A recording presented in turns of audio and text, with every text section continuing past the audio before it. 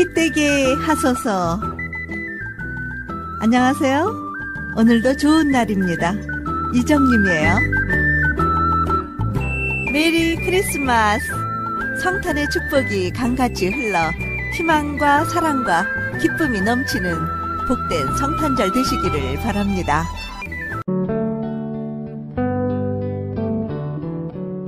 은혜의 동산, 주를 향한 한마음 교회, 김진보 목사님의 말씀 들으시겠습니다. 은혜의 시간 되시기 바랍니다.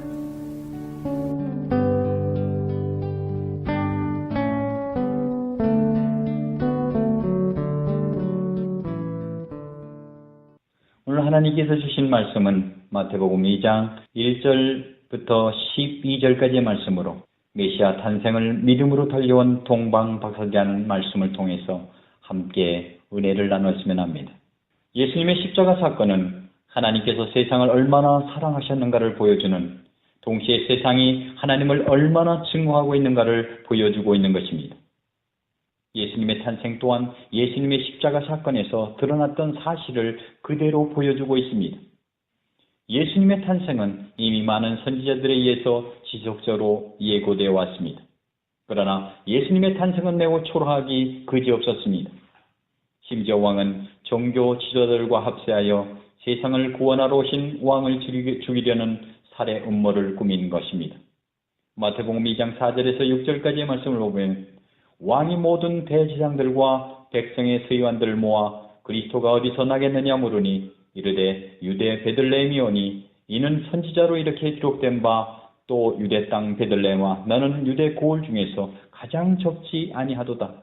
내게서 한 다스리는 자가 나와서 내 백성 이스라엘의 목자가 되리라 하였음이니이다. 말씀을 통해 알 수 있는 사실은 메시아의 탄생을 알고 있었던 종교 지도자들조차도 메시아의 탄생에 관심이 없었고 오직 자기의 의만을 위해서, 기득권을 위해서만 열심을 다하는 모습이었습니다. 하나님께서는 세상의 왕과 종교 지도자들과 백성들에게 기회를 주기 위해서 동방박사들을 그들에게 보내 메시아가 이 땅에 왔다는 소식을 전했습니다. 그러나 사람들의 반응은 냉담했고 누구도 동방박사를 따라서 구세주를 경배하러 나선 사람은 없었습니다. 단지 동방박사들과 메시아를 학수고대하며 기다리던 안나와 시므온만이 예수님을 만나 경배를 드렸습니다. 이 말씀은 현대 우리가 살고 있는 우리들에게 많은 경각심을 줍니다. 그렇다면 지금 나의 모습, 우리의 모습은 어떠합니까? 우리는 이 세대에서 메시아가 이 땅에 다시 오실 것만을 기대하고 고대하는 동방박사 불의인가? 아닌가를 함께 상고하는 시간이 되었으면 합니다. 그렇다면 동방으로부터 온 이방들이었던 박사들은 누구로부터 하나님의 말씀을 듣고 메시아를 소망하며 고대하는 믿음의 사람들이 되었을까요? 당시에 동쪽의 이방 민족이었던 바벨론과 바사 제국에서 메시아 탄생을 예언하며 활동했던 다니엘로부터 일 것이라는 충분한 공감을 살 수가 있었습니다. 당시에 동방박사들은 현세를 추구하는 사람들이 아니라 내세를 추구하는 사람들이었습니다. 육적인 사람들이 아니라 영적인 사람들이었던 사실입니다. 그들은 하나님의 말씀을 믿고 동방으로부터 예루살렘으로 들어와서 메시아를 찾았고 그에게 경배하려 했던 것입니다. 동방박사들은 그 당시의 교통수단인 낙타를 타고 여행을 했을 것이고 사람들이 살지 않은 큰 사막을 건너고 강과 산을 넘어 많은 시간과 물질을 투자하고 고통을 감수하며 예루살렘에 도착했습니다. 그들은 아기 예수님께 경배하고 같은 길을 반복하여 돌아가야 한다는 것을 알았을 것입니다. 오고 가는 왕복의 여행 기간은 거의 1년이 걸렸을 것이라고 추측이 됩니다. 왜냐하면 에스라 7장 9절에 돌아오는 기간이 4달이 걸렸다고 말해주고 있기 때문인 것입니다. 그렇다면 무엇이 동방박사들로 하여금 시간과 물질을 투자하게 했으며 여행 중에 맞닥뜨려진 여러 고통들을 감수하게 했을까요? 이 질문에 동방박사들은 다음과 같이 말하고 있습니다. 마태복음 2장 2절에 보면 유대인의 왕으로 나신 이가 어디 계시냐? 우리가 동방에서 그의 별을 보고 그에게 경배하러 왔노라 하니. 그들이 예수님의 별을 본 곳은 동방에서 한 번뿐이었습니다. 그들은 단지 보여진 별 하나 때문에 그런 투자와 고통을 감수하진 않았습니다. 그렇다면 무엇 때문이었을까요? 그들은 구세주가 유대에서 태어난다는 사실을 알았습니다. 그들은 동방에서 한 번 별을 보고 예루살렘을 찾아갔고 그것은 하나님의 말씀이 온전히 이루어졌다는 신호였습니다. 사도 바울은 사람들이 하나님의 말씀을 받는 경우에 대해서 다음과 같이 기술하고 있습니다. 로마서 10장 14절에 그런즉 그들이 믿지 아니하는 일을 어찌 부르리요 듣지 못한 일을 어찌 믿으리요 전파하는 자가 없이 어찌 들으리요. 하나님께서는 동방박사들에게 별을 보여주시면서 그들이 기다리던 구세주가 하나님의 말씀대로 이 세상에 오셨음을 알려주시고 그들이 상고하고 연구하던 하나님의 말씀이 진리임을 믿고 그분이 탄생한 곳에 찾아가서 경배하라고 알려주신 것입니다. 우리가 알듯이 이방인 고넬료 가정이 구원을 받은 것은 표적을 통해서가 아니라 베드로를 통해 전해들은 하나님의 말씀을 믿음으로 얻게 된 것입니다. 고넬료는 표적을 통해 하나님께서 진리이심을 깨닫게 되었으며 베드로를 통해 하나님의 말씀이 떨어지자 그 말씀이 진리임을 믿음으로 받아들였던 것입니다. 표적은 하나님의 말씀을 믿게 하기 위한 수단이요 또한 하나님의 말씀이 진리임을 확증하는 수단임을 기억하시기 바랍니다. 이처럼 동방박사들은 분명 하나님의 말씀을 하나님의 사람으로부터 혹은 기록된 말씀을 통해 구세주가 유대에 오실 것이라는 사실을 들었고 배웠던 사람들이었습니다. 다니엘서 9장 25절에 왕으로 오실 메시아에 대한 소개가 있고 도시 예루살렘에 메시아가 오실 시기가 기록되어 있습니다. 그들이 말씀에 대한 확실한 믿음이 없었다면 그들이 아무리 큰 별을 보았다 할지라도 결코 그 길을 떠나지 못했을 것입니다. 왜냐하면 그 큰 별은 한번 나타난 후에 사라졌기 때문인 것이죠. 이처럼 하나님의 말씀에 대한 확실한 믿음이 없이는 결코 신앙의 정을 떠날 수도 없으며 또한 완주할 수도 없다는 것을 기억하시기 바랍니다. 하나님의 표적은 말씀에서 떠나 방황하던 하나님의 자녀들로 하여금 말씀으로 돌아가라고 알려주는 표지판임을 알아야 합니다. 이것은 신앙생활에 있어서 기적이나 표적보다 더 중요한 것이 하나님의 말씀이라고 말씀하고 있습니다.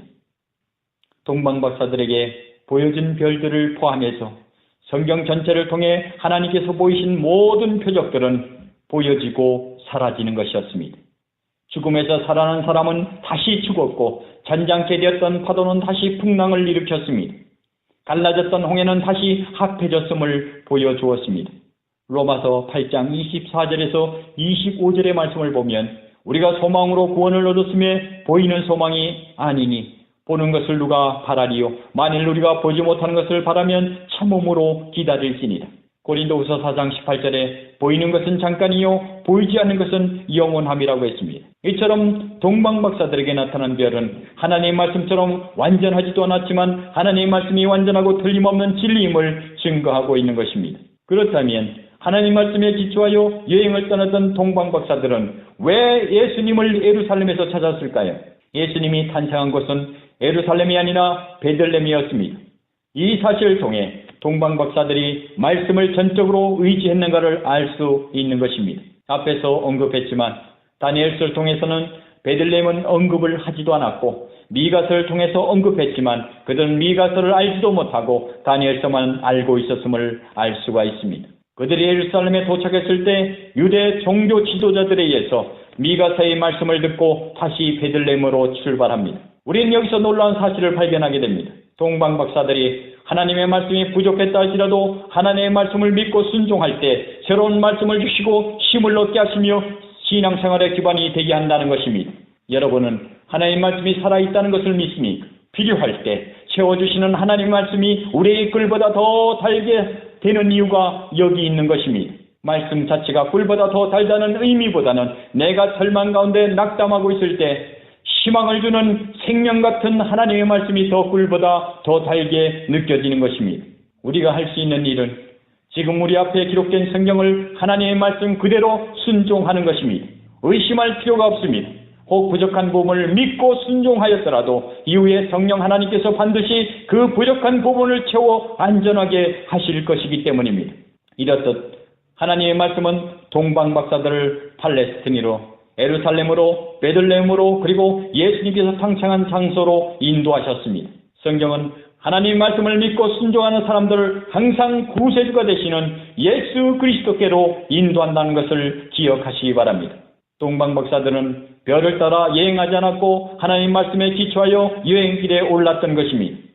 그리고 그들이 예루살렘에 도착하여 미가서를 통해 베들레헴에서 구세주가 탄생하신다는 말을 떠날 때 하나님께서 다시 별을 보여주신 것입니다. 마태복음 2장 10절에 그들이 별을 보고 매우 크게 기뻐하고 기뻐하더라. 우리는 동방박사들의 여행은 가히 상상할 수 없는 그 이상이었습니다. 불타는 사막을 건너고 산과 강을 건넜습니다. 그들에겐 많은 의심의 시간이 있었을 것입니다. 시간과 물질에 대한 투자도 회의도 있었을 것입니다. 여행을 하는 동안 의심과 회의가 머리를 혼잡하게 했을 것입니다. 왜 그들이 예루살렘 근처에서 동방에서 봤던 별을 보고 기뻐하고 기뻐했는지를 보면 알 수 있는 것입니다. 당연히 신앙은 의심을 동반합니다. 왜냐하면 신앙은 보이는 것을 쫓는 것이 아니라 하나님의 말씀을 신뢰하며 믿음으로 걷는 길이기 때문인 것입니다. 신앙의 여정은 가면 갈수록 좁고 협착해지는 것입니다. 하나님의 자녀들은 반드시 이 길을 걸어야 하는 것입니다. 마태복음 7장 13절에서 14절의 말씀을 보면 좁은 문으로 들어가라. 멸망으로 인도하는 문은 크고 그 길이 넓고 그리로 들어가는 자가 많고 생명으로 인도하는 문은 좁고 길이 협착하여 찾는 자가 적음이라고 했습니다. 메시아를 소망하고 고대하며 떠나는 우리의 신앙의 길도 동방 박사들과 같은 것입니다. 지금은 희미하여 의심되기도 하고 두렵기도 하지만 하나님께서 우리의 신앙이 들리지 않았다는 확증을 주는 순간 모든 슬픔과 노고와 고통이 사라지고 이루말할 수 없는 기쁨이 넘치게 되는 것입니다. 이 소망이 있기 때문에 우리는 험난한 광야의 길과 우리에게 메어주신 십자가를 지고 예수님을 따르는 길에 기뻐할 수 있는 것입니다. 그리스도를 믿는 우리들은 절대 우리의 감정을 의지하지 말아야 하는 것입니다. 감정은 항상 민물과 썸물을 동반한 물결처럼 유동적인 것입니다. 구원을 받았다는 감정적인 확신에서 오지 않습니다. 얼마나 많은 버림받은 사람들이 자신은 구원을 받았다고 생각하며 살아가는지 모릅니다. 마태복음 7장 22절에서 23절의 말씀을 보면 그날에 많은 사람들이 나더러 이르되 주여 주여 우리가 주의 이름으로 선지자 노릇하며 주의 이름으로 귀신을 쫓아내며 주의 이름으로 많은 권능을 행하지 아니하였나이까 하리니 그때 내가 그들에게 밝히 말하되 내가 너희를 도무지 알지 못하니 불법을 행하는 자들아 내게서 떠나가라 하리라. 감정은 자주 우리들을 속입니다. 인간의 감정은 자신의 마음을 하나님의 마음인 것처럼 계속해서 속인다는 것을 기억하시기 바랍니다. 감정에 사로잡혀 사는 사람들은 하나님의 은혜에 의지하기보다는 자신들의 의력도 행하는 행위에 의지하며 구원의 확신을 갖는 데 문제가 있는 것입니다. 동방박사들은 그 별을 보는 순간 기쁨이 넘쳤습니다. 그러나 그들의 기쁨은 별 자체가 아니라 하나님의 말씀이 완전하였다는 확신에 찬 기쁨이었습니다. 그들의 믿음은 보이는 것에 따라 믿는 믿음이 아니라 하나님의 말씀을 온전히 신뢰하는 믿음이었습니다. 이는 동방박사들이 아기 예수님을 만났을 때 그들이 얼마나 참된 신앙을 소유하고 있었는지를 보여주고 있었습니다. 자신들의 눈앞에 보이는 아기 예수님을 아기로 보지 않고 하나님의 말씀에 기반하여 왕으로 보고 그 앞에 경배했습니다. 그들은 아기를 안거나 만지지도 않았고 그 앞에 엎드려 경배하고 왕에게 해야 할 모든 예를 갖췄습니다. 이는 그들의 믿음이 보이는 것에 기반을 둔 것이 아니라 하나님의 말씀에 기반을 두었다는 것을 명확하게 증거하고 있는 것입니다.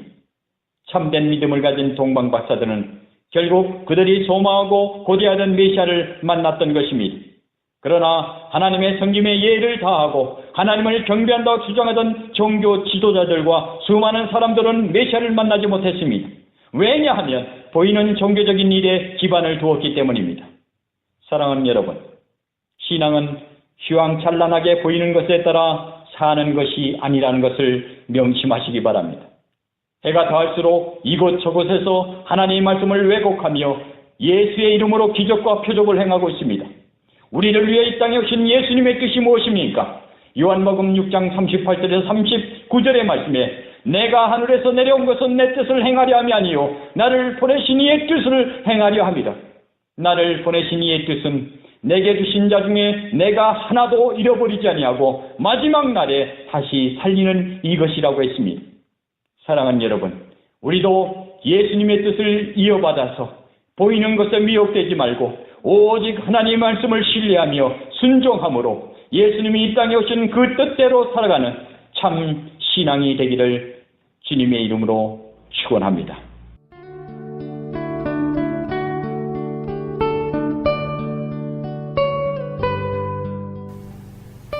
지금까지 주를 향한 한마음 교회 김진보 목사님이었습니다.